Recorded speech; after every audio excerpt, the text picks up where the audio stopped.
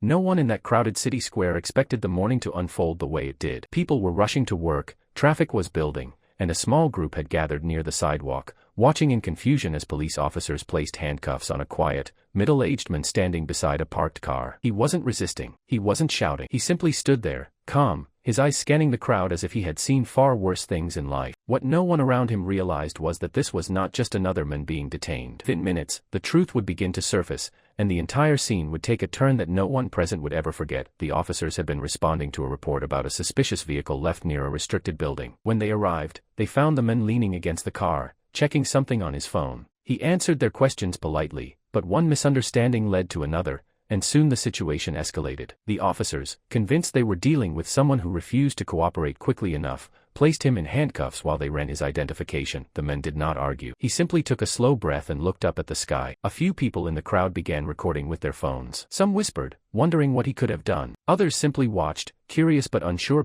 One of the officers opened the man's wallet to confirm his identity. Inside were several worn cards, a photograph of a young boy holding a fishing rod, and a small, folded piece of paper that looked like it had been carried for years. The officer glanced at the identification, then frowned slightly, as if something didn't add up. He passed it to his partner, who looked at it again, his expression shifting from routine focus to visible uncertainty. "Stay here," one of them said quietly before stepping aside to make a call. The man in handcuffs remained silent. A faint breeze moved through the street, carrying the distant sound of traffic and voices. Somewhere nearby, a flag on a government building stirred in the wind. The man noticed it and watched it for a moment, his expression thoughtful, almost distant, as if memories were replaying in his mind. Minutes passed, and the tension in the air began to grow. People in the crowd sensed something unusual was happening. The officers who had seemed confident earlier now appeared uneasy, exchanging brief, quiet words. Then, in the distance, the sound of approaching vehicles began to echo down the street, low and steady, drawing every eye toward the corner, and that was when everything began to change. The vehicles that turned onto the street were not ordinary patrol cars. They were dark, official, and moved with a quiet precision that immediately caught everyone's attention. The officers on the scene straightened,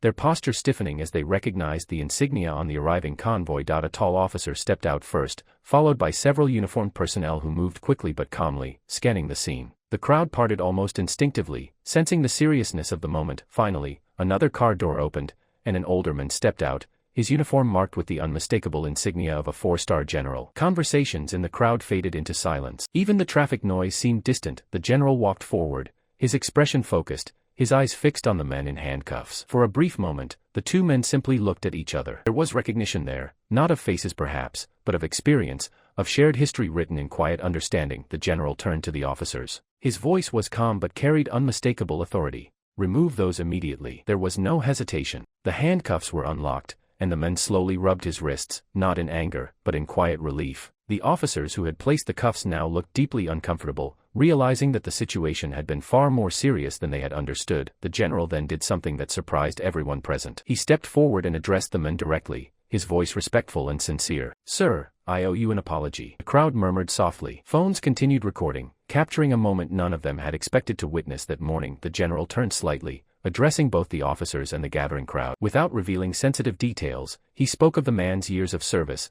of missions carried out in silence, of sacrifices that had never been publicized. The quiet man standing there had once been a Navy sniper, someone who had spent years protecting others in places most people could not imagine. The officers listened in stunned silence. The weight of what they were hearing settled over the street like a heavy curtain. The veteran simply nodded once, accepting the apology without bitterness. There was no anger in his eyes, only a quiet dignity that spoke louder than any words. But the moment was not over yet. What the general said next would leave an even deeper impact on everyone present. The general looked around at the crowd, then back at the officers. His voice softened, but it carried a message that everyone could hear clearly. Situations like this remind us how important it is to pause, to listen, and to understand who we're speaking to before we make judgments. There was no accusation in his tone, only a firm reminder. The officers nodded, visibly humbled, and one of them stepped forward to offer his own apology, speaking quietly but sincerely. The veteran accepted it with a small nod. The crowd, which had gathered out of curiosity, now stood in thoughtful silence. Many of them had begun the morning expecting nothing more than an ordinary day. Instead, they were witnessing a powerful lesson in respect, patience, and the unseen stories carried by the people around them. The general placed a hand on the veteran's shoulder, speaking to him briefly in a low voice. The two men shared a short conversation, their expressions softening as they spoke of mutual acquaintances and moments from years past. It was clear that the bond of service ran deep, even between people who had not seen each other in a long time. As the convoy prepared to leave, the veteran picked up his small bag from the sidewalk. Before walking away, he turned once more toward the officers and the crowd. "Take care of each other," he said simply. It was not a speech. It was not dramatic. But somehow, those words carried more weight than anything else that had been said that morning. The vehicles departed, and slowly the street returned to its normal rhythm. People drifted back to their routines, but many of them carried the memory of what they had seen. A moment of misunderstanding had turned into a powerful reminder that every person has a story, and sometimes, the quietest people have lived the loudest lives. And long after the crowd had disappeared and the street looked ordinary again, one thing remained certain: some moments last only minutes,